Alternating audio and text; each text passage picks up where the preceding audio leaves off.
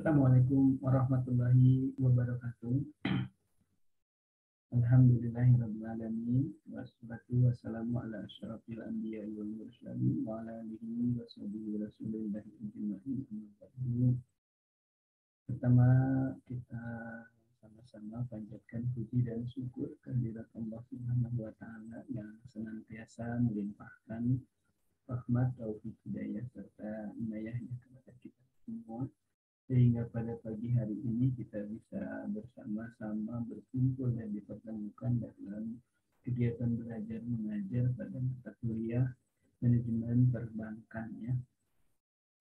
Mudah-mudahan pada pagi menjelang siang hari ini kita sama-sama diberikan kesehatan, keselamatan, kemudian juga diberikan kemudahan dalam menyerap berbagai ilmu dan bisa bermanfaat bagi diri kita, keluarga, masyarakat, dan umat. Ya.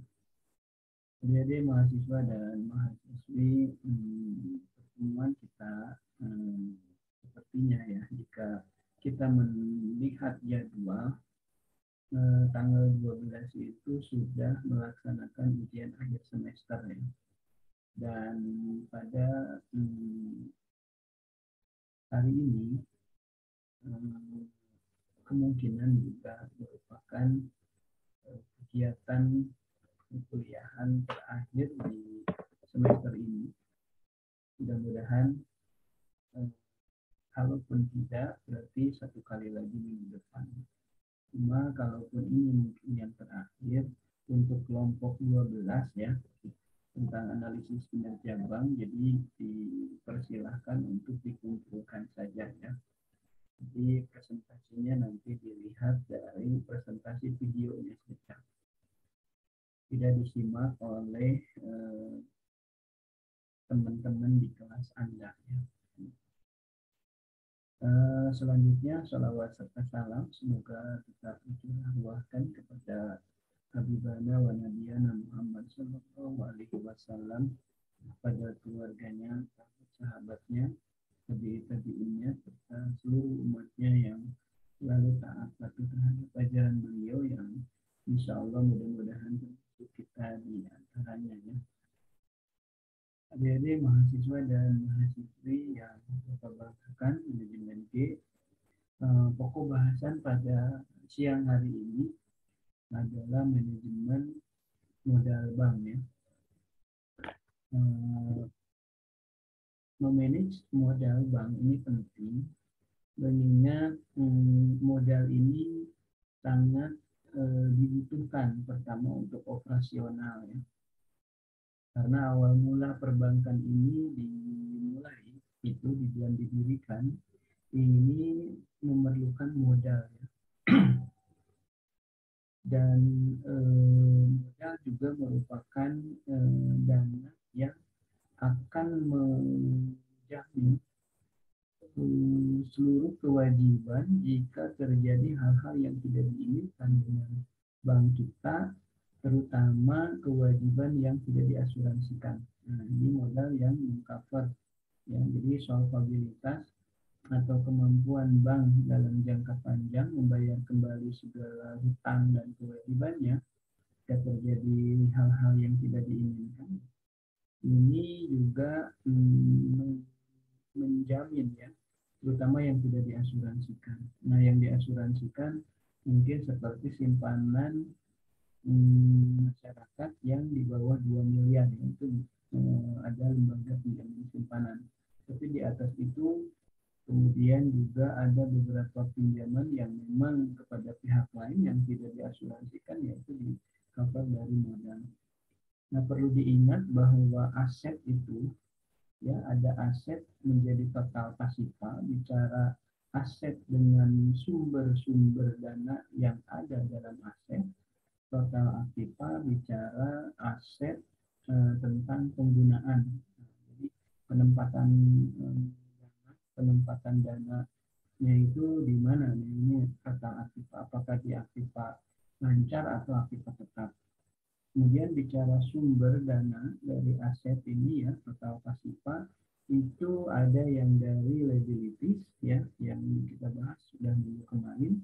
Kemudian ada juga yang dari modal. seperti yang kita ketahui bahwa komposisi modal ini terdiri dari setoran para pemegang saham ya, owner, para pendiri, kemudian para pemegang saham dari bank ini ya. Kemudian juga dari cadangan-cadangan ya, bisa cadangan umum, cadangan fiskal. Kemudian dari juga laba yang ditahan. Ini merupakan laba beberapa tahun yang lalu yang memang tidak dibagikan. Kemungkinan ada beberapa pertimbangan untuk tidak dibagikan dan bisa kemungkinan sepakat para pemegang saham untuk meningkatkan modal. Mungkin karena asetnya ingin cepat naik dengan mobilitas yang naik, maka tingkat permodalan pun harus naik. Dan mungkin pertimbangan lainnya. Kemudian modal juga di support dari indikator laba tahun berjalan. Nah, laba tahun berjalan merupakan laba akumulasi tahun berjalan ya. Jadi jika tahun 2022 sekarang Januari, Februari, sekarang Juni. Nah, keuntungan atau laba bulan Januari, Februari sampai Juni terakumulasi itu menjadi laba tahun berjalan. Dan ini juga menjadi komposisi bagian dari modalnya seperti itu. Kemudian modal juga ada dari modal kuasi, kontingensi, seperti penyertaan, kemudian dan yang lainnya. Nah, berapa persentase modal yang harus dimiliki dari total asetnya? Nah, ini juga harus kita pahami ya. Bicara nanti penghitungan alfa tertimbang menurut resiko, kemudian juga capital adequacy ratio. Kemudian berapa persentase minimal modal, kecukupan modal yang harus dimiliki oleh perbankan jika dibandingkan dengan aset. Misalkan 8% minimalnya, dengan kurang dari 8%, seperti itu. Nah, seperti apa lebih detail dan jelasnya tentang memanage modal. Nah, pada kesempatan siang hari ini, kelompok 11 ya di manajemen ini, Ari nanti ya, kemudian dan rekan, saya kira hari ini sudah siap untuk mempresentasikan hasil diskusi, hasil penyajian bersama kelompok 11 ya, dari rekan Ari Krisnandi, kemudian Nurul Aini dan Rifan Fitria.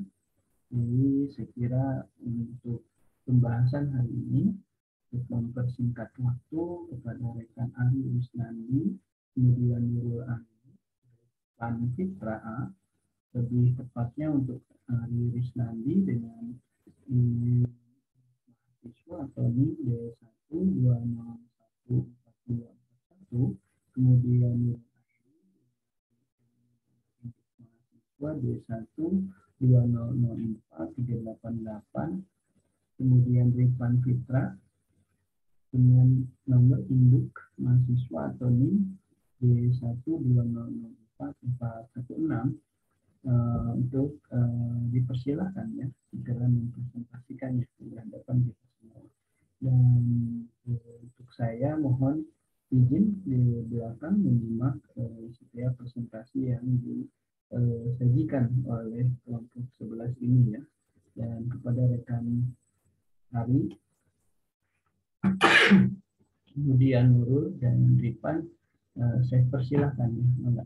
Assalamualaikum warahmatullahi wabarakatuh. Waalaikumsalam. Kami dari kelompok 9. Perkenalkan, saya Adil Sani Naufal. Di sini saya sebagai moderator dan ada dua rekan saya yaitu Nurul Aini dan Rifan Fitra. Di sini kami akan mempresentasikan sebuah materi tentang manajemen modal bank. Baik, langsung saja ke materinya. Yang pertama ada pengertian modal bank. Modal bank adalah dana yang diinvestasikan oleh pemilik dalam rangka pendirian badan usaha yang dimaksudkan untuk membiayai kegiatan usaha bank, di samping untuk memenuhi regulasi yang ditetapkan oleh otoritas moneter. Kemudian ada pengertian bank menurut para ahli. Menurut Dahlan Siamat, modal bank adalah dana yang diinvestasikan oleh pemilik dalam rangka pendirian badan usaha yang dimaksudkan untuk membiayai kegiatan usaha bank di samping memenuhi peraturan yang ditetapkan. Modal bank ada sebagai cadangan atau backup dana bank jika bank mengalami kesulitan. Semakin banyaknya modal bank, pertumbuhan bank akan semakin baik walaupun modal bank sudah melebihi aturan sebagaimana ditetapkan oleh bank otoritas atau bank sentral. Modal bank dapat berubah menjadi modal inti, laba tahunan berjalan, laba ditahan, cadangan umum, dan modal pelengkap. Risiko kesulitan bank dalam membayar kewajiban keuangan atau kesulitan likuiditas disebabkan oleh 5 faktor, yaitu 1.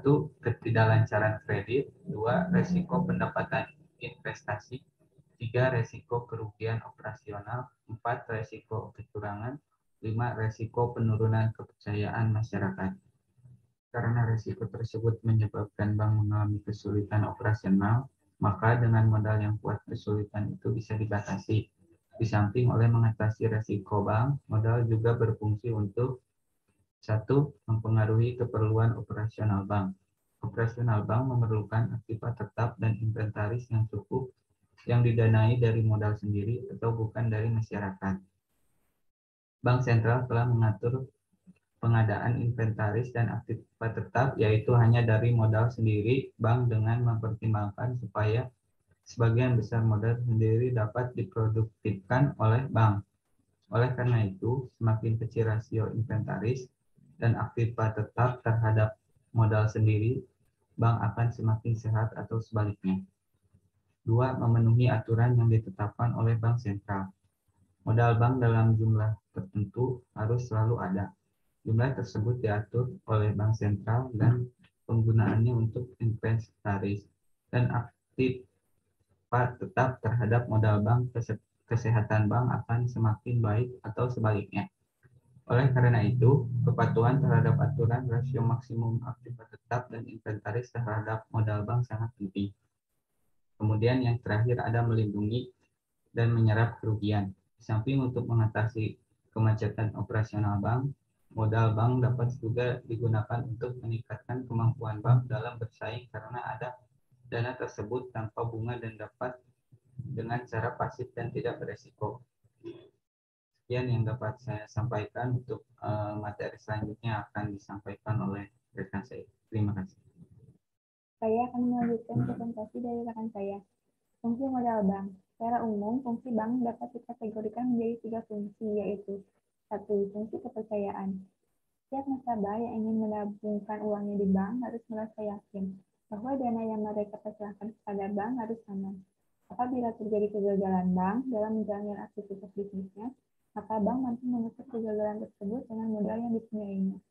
Modal bank harus mengindikasikan kemampuannya dalam menanggung semua kewajiban dengan aset yang dimilikinya. 2. Fungsi pembiayaan. Aset tetap seperti tanah, gedung, dan perlengkapan dibiayai langsung dari modal. Apabila jika bank itu baru berdiri. Salah satu komponen modal bank adalah laba yang sudah dibagikan. 3. Fungsi pembatasan. Modal adalah referensi yang banyak digunakan untuk membatasi berbagai jenis aset dan transaksi perbankan. Tujuannya adalah untuk mencegah bank dari pengambilan terlalu banyak peluang. Rasio kecukupan modal atau Capital Adequacy Ratio atau CAR sebagai batas utama mengukur modal terhadap aset tertimbang menurut risiko. Setiap aset beresiko atau tertimbang memiliki bobot nilai tersendiri. Komponen-komponen modal bank. Modal inti atau primary capital. Komponen modal inti terdiri atas modal investor, modal sumbangan pemilik, sekaligus saham, cadangan, laba tahunan lalu, dan laba tahun berjalan. 1. Modal listor, yaitu modal yang disetor secara efektif oleh pemiliknya. 2. Sekaligus saham, yaitu selisih lebih setoran modal yang diterima oleh bank sebagai akibat pergeseran yang melebihi nilai nominalnya. 3. Cadangan umum, yaitu cadangan yang dibentuk dari penyisihan laba yang ditahan atau dari laba bersih setelah dikurangi pajak dan mendapat persetujuan rapat umum pemegang saham atau rapat anggota sesuai dengan ketentuan pendirian atau anggaran dasar masing-masing bank. 4. Cadangan tujuan, yaitu bagian laba setelah dikurangi pajak yang disisihkan untuk tujuan tertentu dan telah mendapat persetujuan rapat umum pemegang saham atau rapat anggota. Laba 5. Laba yang ditahan, retained earnings, yaitu saldo laba bersih setelah dikurangi pajak yang oleh rapat umum pemegang saham atau rapat anggota diputuskan untuk tidak dibagikan. 6. Laba tahun lalu, yaitu laba bersih tahun-tahun lalu setelah dikurangi pajak dan belum ditetapkan penggunaannya oleh rapat umum pemegang saham atau rapat anggota. Jumlah laba tahun lalu yang diperhitungkan sebagai modal inti hanya sebesar 50%. Dalam hal bank mempunyai saldo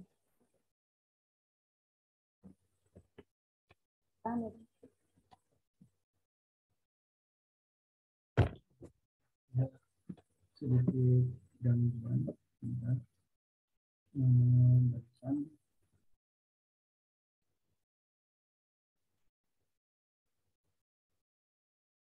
Baik, bentar dulu ya. Dan sekarang dipersilakan. 7. Laba tahun berjalan, yaitu laba yang diperoleh dalam tahun buku berjalan setelah dikurangi taksiran utang pajak. Jumlah laba tahun buku berjalan yang diperhitungkan sebagai modal inti hanya sebesar 50%. Dalam hal pada tahun berjalan bank mengalami kerugian, maka seluruh kerugian tersebut menjadi faktor pengurang dari modal inti. 8. Bagian kekayaan bersih anak perusahaan yang laporan keuangannya dikonsolidasikan atau minority interest, yaitu modal inti anak perusahaan setelah dikompensasikan dengan nilai penyertaan bank pada anak perusahaan tersebut. Yang dimaksud dengan anak perusahaan adalah bank lain, lembaga keuangan atau lembaga pembiayaan yang mayoritasnya usahanya dimiliki oleh bank. Modal pelengkap atau secondary capital, modal pelengkap terdiri atas modal pinjaman dari pihak lain atau pemegang saham, lembaga atasannya atau subordinasi, cadangan yang dibentuk yang tidak berasal dari laba setelah pajak, serta pinjaman yang sifatnya dibersamakan dengan modal. Secara rinci, modal pelengkap dapat berupa satu cadangan evaluasi aktiva tetap, yaitu cadangan yang dibentuk dari selisih penilaian kembali aktiva tetap yang telah mendapat persetujuan Direktorat Jenderal Pajak. 2. Cadangan penghapusan aktiva yang diklasifikasikan, yaitu cadangan yang dibentuk dengan cara membebani laba rugi tahun berjalan, dengan maksud untuk menampung kerugian yang mungkin timbul sebagai akibat dari tidak diterimanya kembali sebagian atau seluruh aktiva produktif. Dalam secara teori, cadangan ini termasuk cadangan piutang ragu-ragu dan cadangan penurunan nilai surat berharga. Jumlah cadangan penghapusan aktiva yang diklasifikasikan yang dapat diperhitungkan adalah maksimum sebesar 1,25% dari jumlah aktiva tertimbang menurut risiko. Sekian presentasi dari saya, selanjutnya akan diteruskan oleh rekan saya. Baik, di sini saya akan melanjutkan presentasi dari teman saya.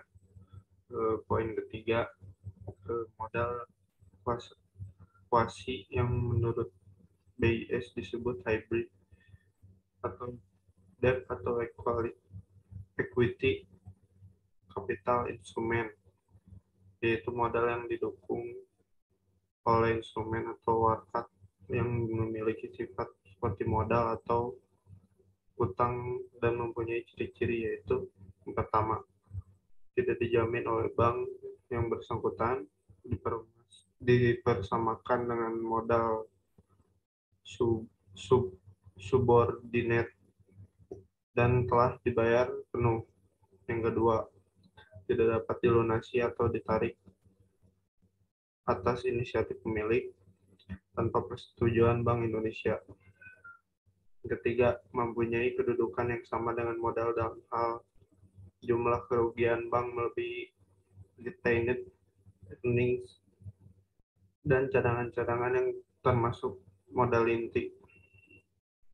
Meskipun bank belum dilikuidasi, pembayaran bunga dapat ditangguhkan apabila bank keadaan rugi atau laba tidak mendukung untuk membayar bunga tersebut. Dalam pengertian modal kuasi, ini termasuk cadangan modal yang berasal dari penyetoran modal yang efektif oleh pemilik bank yang didukung oleh modal dasar atau yang sudah mendapat pengesahan dari instansi yang berwenang atau yang mencukupi.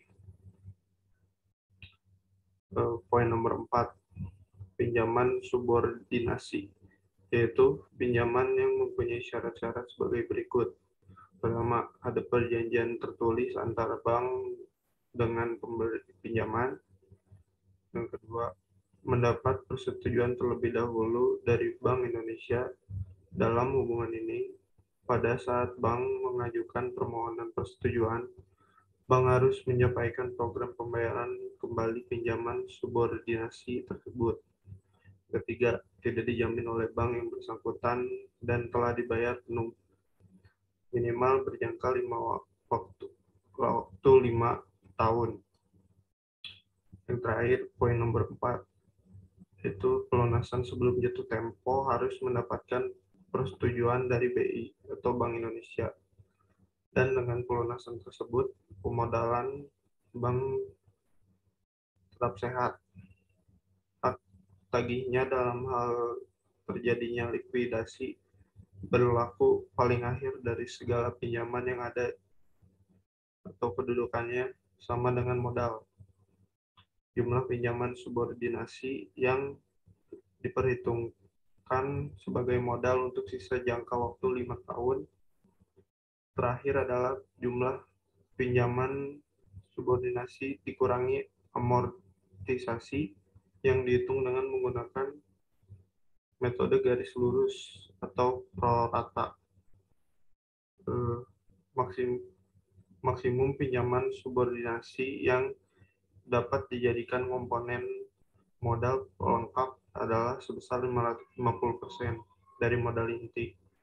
Sesuai dengan ketentuan pasal 4 ayat 3 Surat Keputusan Direksi BI nomor 2367 tanggal 28 Februari 1991 di atas seluruh modal pelengkapan tersebut pada nomor 1 dengan nomor 4 hanya dapat diperhitungkan sebagai modal yang setingginya 100% dari jumlah modal inti. Berikutnya yaitu cara perhitungan modal bank. Perhitungan kebutuhan modal bank didasarkan pada ATMR. Dalam hitungan ATMR, terhadap masing-masing akun aktiva diberikan bobot risiko yang besarnya didasarkan pada kadar risiko yang terkandung pada aktiva itu sendiri atau pada golongan peminjam dan sifatnya kegunaannya. Bobot risiko umumnya ditentukan otoritas moneter berdasarkan kemungkinan keamanan aktiva. Perhitungan kebutuhan modal minimum. Langkah-langkah perhitungan penyediaan modal minimum bank adalah sebagai berikut. Yang pertama, ATMR aktiva neraca dihitung dengan cara mengalihkan nilai nominal masing-masing aktiva yang bersangkutan dengan bobot risiko dari masing-masing pos aktiva neraca tersebut. Yang kedua, total AMR sama dengan ATMR aktiva neraca ditambah ATMR aktiva administratif. Yang ketiga, rasio modal bank dihitung dengan cara membandingkan antara modal bank, modal inti ditambah modal pelengkap, dan total ATM. Rasio tersebut dirumuskan sebagai berikut. CR dengan modal bank per total ATMR. Yang nomor 4. Hasil perhitungan rasio di atas kemudian dibandingkan dengan kewajiban penyediaan modal minimum atau yakni sebesar 8%. Jika hasil perbandingan antara perhitungan rasio modal dan kewajiban penyediaan modal minimum sama dengan 100% atau lebih, modal bank baik yang bersangkutan telah memenuhi ketentuan CAR. Suku bank. Suku bunga bank. Secara umum, masyarakat menyimpan uang di bank dipengaruhi oleh tingkat bunga uang, pendapatan masyarakat, dan pertumbuhan ekonomi. Dana yang semata-mata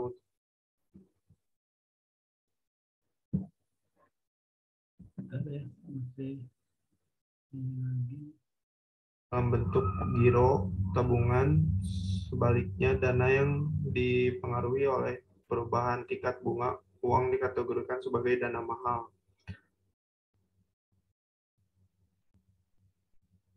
Dan presentasi dari kelompok kami, semoga materi yang kami sampaikan dapat dipahami dan tentunya bermanfaat bagi kita semua. Mohon maaf apabila masih banyak kekurangan. Terima kasih atas perhatiannya. Billahi taufiq wal hidayah. Wassalamualaikum warahmatullahi wabarakatuh. Waalaikumsalam warahmatullahi wabarakatuh. Salam. Baik, terima kasih rekan Ari. Kemudian rekan Nurul tadi. Kemudian juga rekan Rifan ya tadi yang sudah mempresentasikan materi kelompok 11 dengan tema pembahasan modal manajemen modal bank. Dan coba kita simak kembali beberapa materinya tadi. Coba ya. Bahwa nah tadi menarik beberapa ya, ini pengertian modal tadi oleh Ari sudah disampaikan begitu gamblang dan bagus. Kemudian coba saya bukan menegaskan kembali ya. Nah ini fungsi modal tadi yang disampaikan oleh Nurul ya. Yang pertama fungsi kepercayaan, bahwa di mana tadi sudah disampaikan bahwa nasabah yang ingin menabung uangnya di bank harus merasa yakin bahwa dana yang mereka pasrahkan kepada bank harus aman. Apabila terjadi kegagalan bank dalam menjalankan aktivitas bisnisnya, jadi banyak yang macet, kemudian yang lainnya, maka bank mampu menutup kegagalan tersebut kepada para penyimpan, penabung dengan modal yang dipunyai. Jadi sebagai jaminan juga ya, jadi menambah kepercayaan. Jadi jika bank terjadi hal-hal yang tidak diinginkan dengan bisnisnya, maka modal ini bisa menutup